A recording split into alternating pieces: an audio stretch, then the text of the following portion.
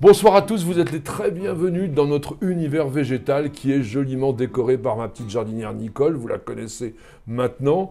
Et puisque vous êtes sur News Jardin TV, nous partageons ensemble la passion pour les plantes, le jardin, la botanique, le jardinage, la nature. Et vous êtes à la bonne place. Et oui, parce que ce soir, nous vous accueillons pour le numéro 189 de notre émission journalière, Le Quotidien du Jardin. Cette émission qui vous est laissée à libre disposition, et ceci gratuitement pendant 24 heures, souvent un tout petit peu plus. Mais si vous voulez disposer de l'ensemble de la collection, et ceci en permanence, eh bien, nous vous demandons une petite participation qui est tout à fait naturelle, à savoir devenir membre de News Jardin TV, et ceci en appuyant sur le bouton « Rejoindre » qui figure sur la page d'accueil de notre chaîne YouTube. Merci par avance. Le principe de notre émission Le Quotidien du Jardin, c'est que chaque soir, je réponde à l'une de vos très nombreuses questions. Ne manquez pas de les poser, elles sont très importantes, et c'est avec Nicole que nous les choisissons. Pour ce soir, c'est celle de Fabertone. Il nous dit la chose suivante: je viens d'admirer un arbuste à fleurs blanches que mes voisins appellent boule de neige.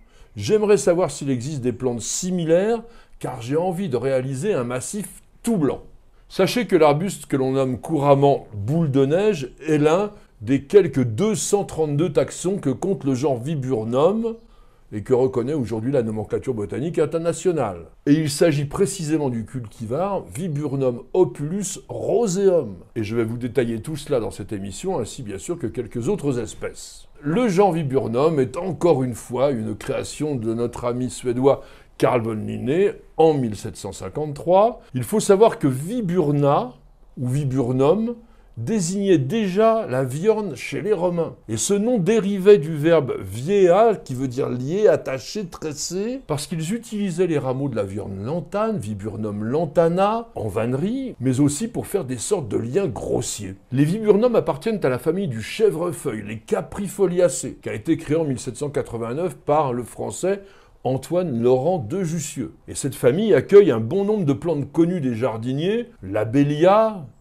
bel arbuste à floraison estivale, la valériane rose de Centranthus rubert, la cardère, Dipsacus, l'heptacodium, qui est un arbre que je vous recommande et dont on parlera certainement dans une prochaine émission, le colchvidia, lui aussi, il mérite une émission, les cesteria, qu'on appelle l'arbre au faisan, l'onicera, qui est le chèvrefeuille, les scabieuses, scabiosa, la symphorine, symphoricarpos, les valérianes, valeriana, et les végélas. Vous voyez, ça en fait pas mal, et il y en a encore d'autres. Revenons maintenant à Viburnum opulus, dont l'espèce a été décrite par notre ami Carl von Linné en 1753, et qui a pour nom populaire la viorne aubier, le bois-quenouille. Il est indigène en France. C'est un arbuste vigoureux qui peut atteindre 5 mètres de hauteur, feuilles caduques de 5 à 10 cm de long, opposées, trilobées et grossièrement dentées, et qui ressemble, on va dire, un petit peu à l'érable. Ces feuilles virent au rouge magnifique en automne.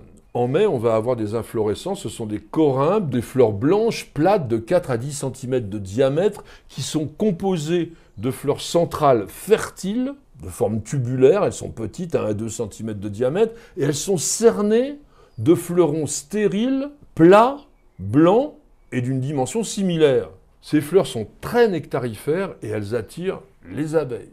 Au tout début de l'automne, Viburnum opulus va porter des fruits qu'on appelle des drupes, parce qu'elles n'ont qu'une seule graine, une sorte de noyau, de 3 à 8 mm de diamètre. Ces drupes sont sphériques, charnues et surtout d'un beau rouge brillant, translucide, magnifique. Quant à la boule de neige, eh bien je vous disais, c'est la forme roséum, on dit aussi stérilée, de Viburnum opulus. Et cette plante est parfois appelée la rose de Gueldre, qui est le nom français de la province de Guéderland, à l'est des Pays-Bas, où se trouvent des villes connues comme Apeldoorn ou Arnhem, par exemple.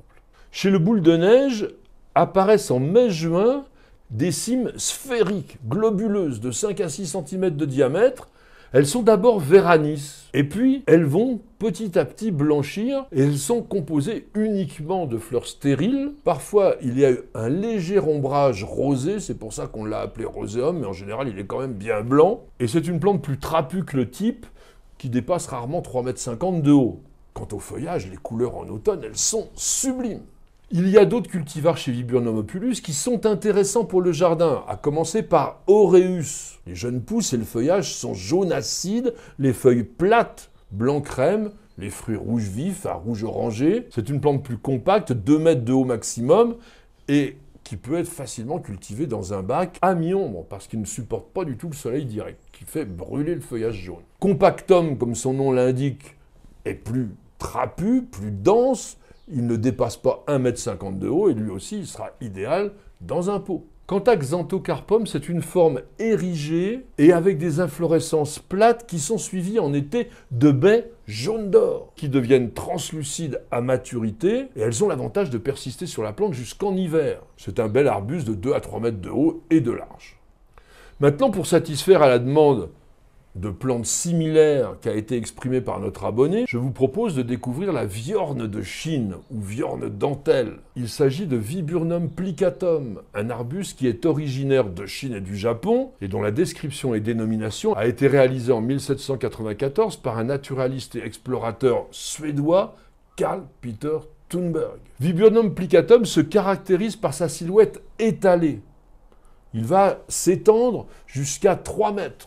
Et parfois même, les branches sont étagées. Les feuilles sont caduques, de 5 à 10 cm de long, cordiformes, mais plissées et dentées, fortement nervurées. D'un beau vert foncé, elles virent au rouge-pourpre en automne. En avril-mai, on a aussi des corymbes, de fleurs de 1 à 3 cm, stériles, blanc ou blanc crème. Et ces corymbes mesurent quoi ?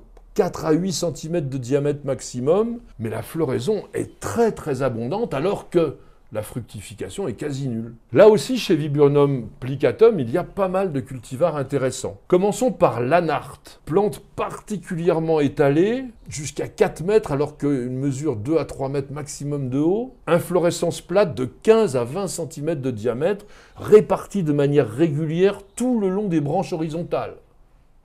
Viburnum plicatum mariesi est caractérisé, lui, par des branches bien étagées. Il mesure quoi ? 2 mètres, 2 mètres 50 maximum, mais il s'étale jusqu'à 3 mètres. Et il va porter en mai de très nombreuses inflorescences plates qui peuvent atteindre 15 cm de diamètre. Viburnum plicatum rotondifolium est appelé parfois la boule de neige japonaise. C'est un arbuste compact, très touffu, avec des rameaux étagés, jusqu'à 3 mètres de hauteur et de large, et les inflorescences sont globuleuses, oui, comme la boule de neige, 5-10 cm de diamètre, d'abord verdâtre, comme la boule de neige, puis blanc pur, et parfois teinté de rose en fin de floraison. On cultive aussi Viburnum plicatum cinqueverne, parce qu'il se distingue par des feuilles beaucoup plus grandes, avec des nuances pourpres exceptionnelles en automne. La floraison est précoce, parfois dès le mois d'avril, et les ombelles sont blanches sur des rameaux bien étagés, hauteur 2 à 3 mètres. Voyons maintenant Viburnum plicatum shasta. C'est un arbuste largement étalé, jusqu'à 3 mètres, qui porte en mai des grandes ombelles formées par une double rangée de fleurs blanches. On a l'impression de fleurs un petit peu doubles. Et cette fois, la fructification est présente en automne, d'abord rouge, puis noire. Et nous terminerons par Viburnum plicatum watanabe, beaucoup plus compact, 2 mètres et pas plus d'1,50 m de large, donc il est érigé. Et sa floraison est intéressante parce qu'elle est remontante de mai jusqu'au gelé. Elle est blanche bien sûr, et les baies d'un rouge lumineux vont virer au bleu vif à maturité. Quelques mots maintenant de culture. Franchement, les viornes sont très très faciles à réussir, que ce soit au soleil ou à mi-ombre. Ces plantes apprécient quand même un sol frais, drainé, qui peut être légèrement calcaire, pas trop pour plicatum. En revanche, ils ne supportent pas du tout la canicule ni la sécheresse. Donc veillez à bien les arroser dès qu'il fait un peu plus de 25 degrés. Merci à tous et à chacun de nous avoir suivis. J'espère que cette évocation d'arbustes qui sont vraiment spectaculaires et très faciles vous aura intéressé. N'hésitez pas à les accueillir dans votre jardin. En tous les cas, je vous remercie de poser toutes ces questions puisque de jour en jour, nous réalisons ensemble une véritable encyclopédie en vidéo des plantes, des fleurs et du jardin. C'est superbe. Madame, monsieur, je vous souhaite de passer une excellente soirée et je vous donne rendez-vous dès demain pour de nouvelles aventures jardinières et bien sûr un nouveau numéro de notre émission journalière Le Quotidien du Jardin. C'est sur News Jardin TV et nulle part ailleurs.